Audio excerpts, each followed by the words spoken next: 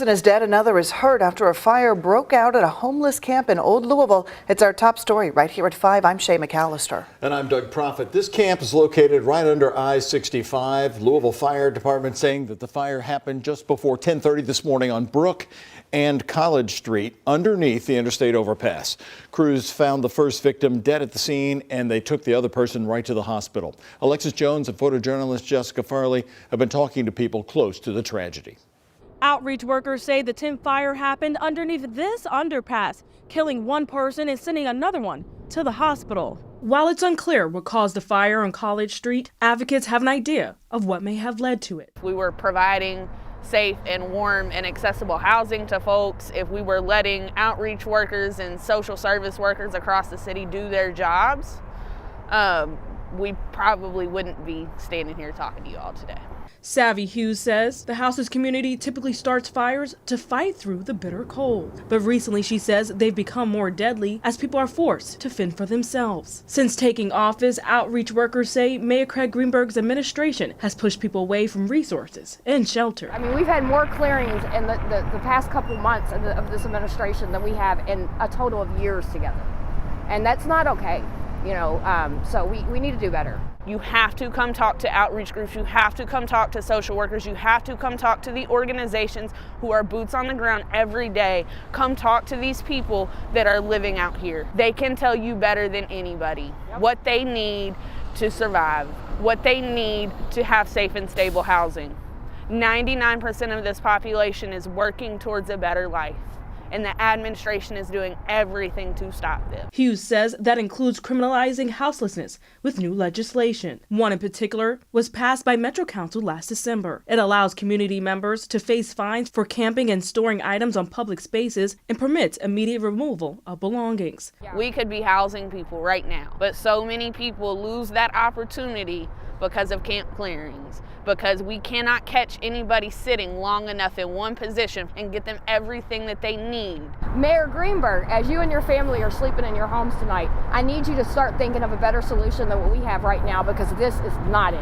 In a statement, Greenberg's office says, quote, "We are saddened by the tragic death of a houseless individual today. Metro's homeless services team works every day to connect people with permanent housing resources. They also work to prevent public safety hazards like open fires that are often found in encampments. This year, our team has helped secure housing for more than 30 people living on the street. We will continue our efforts to prevent tragedies like this one today." However, advocates argue they've done more harm than good. Summer Dickerson says if the city continues down this path, we'll see more deadly fires this winter, claiming the lives of those in need. In Louisville, Alexis Jones, WHAS11 on your side.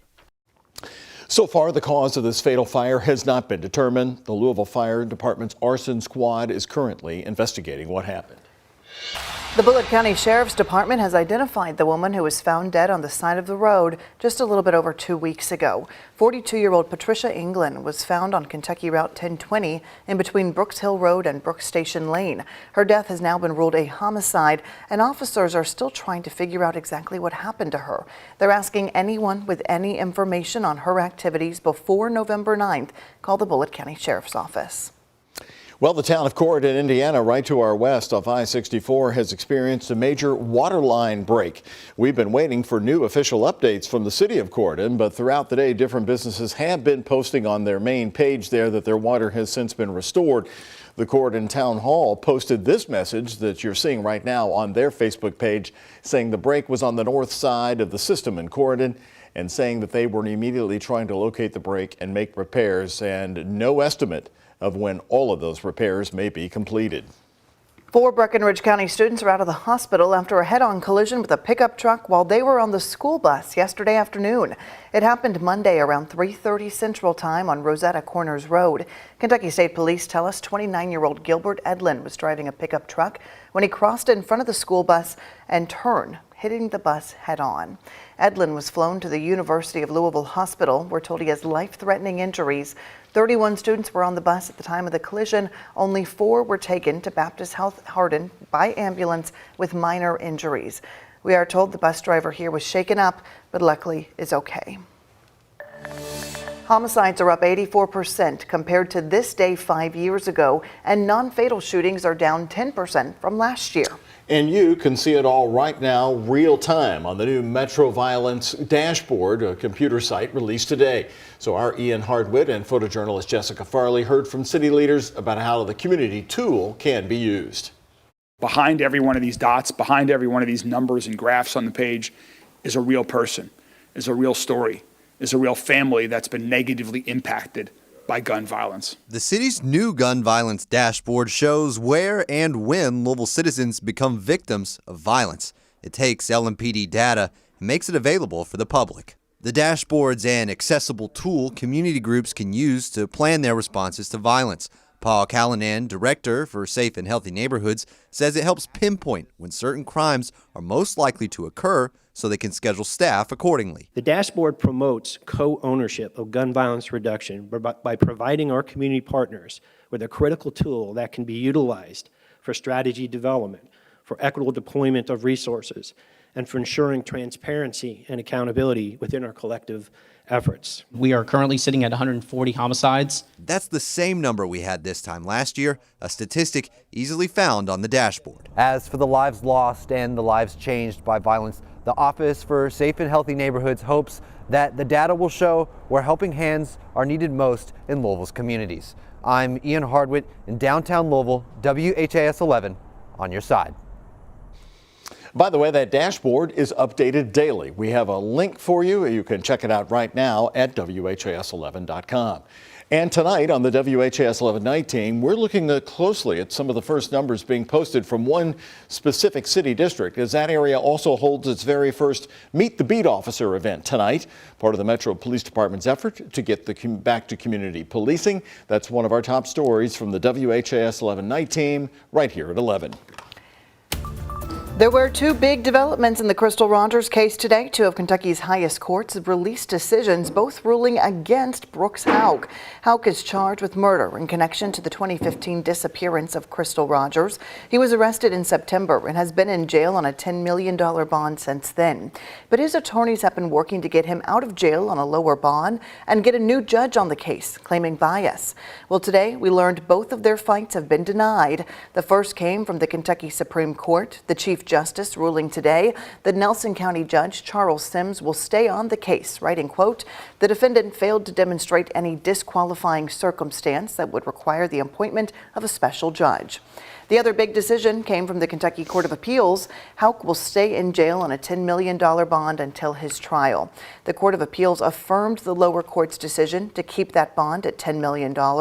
In the order, the court argues that it is a stiff penalty, but given the capital charge, he could have not gotten a bond at all.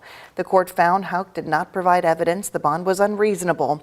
His next court date is still set for February of next year. The $20,000 bond has been forfeited now for Jamarcus Glover, and he is still on the run. Investigators say Glover was using kids to help him traffic drugs out of a house on Taylor Boulevard.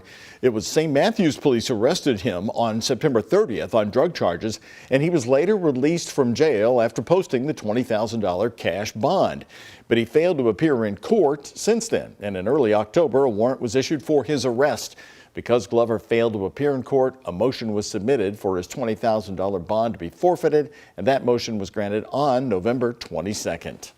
The man charged in one of Louisville's most heinous homicides now has a trial date. After 7 years of waiting for that trial date, we now know on December 11th, Bryce Rhodes will face a jury. Rhodes is accused of killing 14-year-old Larry Ordway and 16-year-old Maurice Gordon back in 2016. Police say the teens had watched him kill another man. Rhodes picked up more charges while in jail, including attempted escape, terroristic threatening, and assault on officers. Today, the judge and the defense and the Commonwealth discussed how they will pick the jury. Rhodes will be back in court on December the 8th. Well, you know it was cold out there, but hey, folks, did you know we actually had some snow flurries in Louisville? That's right. Colleen sort of broke that to us in our newsroom today. I didn't think she wanted us to know about it, but yes.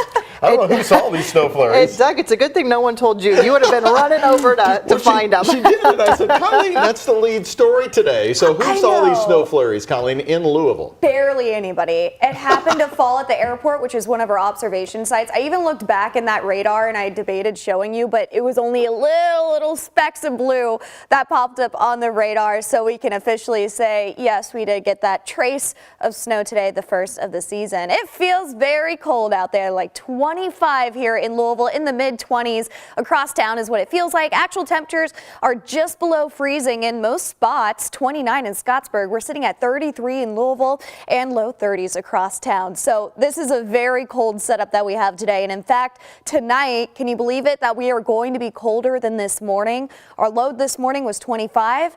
And our forecast tonight is actually -2 than that, 23 for your low tonight. But the best part is that wind's not going to be as bad, so we'll have wind chill values only a few degrees cooler than that temperature. So we have some beautiful sunshine out there.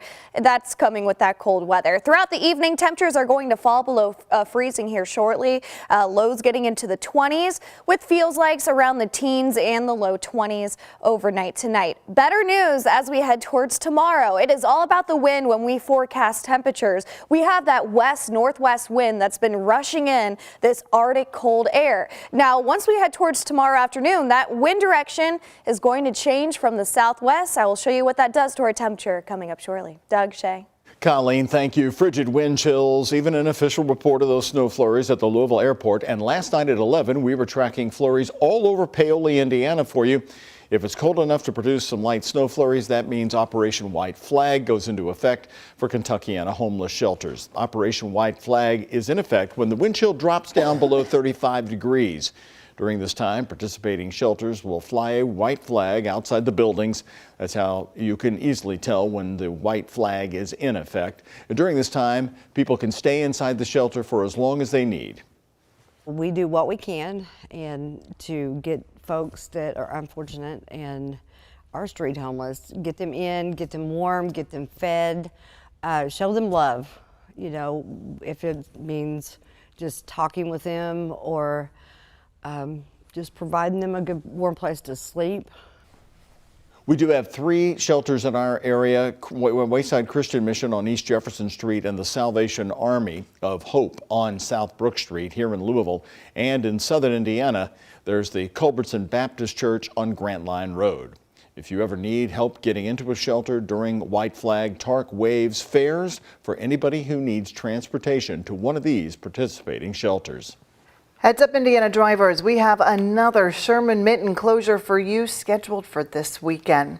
I64 West will be shut down starting Friday night until 6 a.m. on Monday morning. All westbound lanes are going to be impacted here. So the suggestion from transportation leaders, use I-265 and I-65 to get around this closure.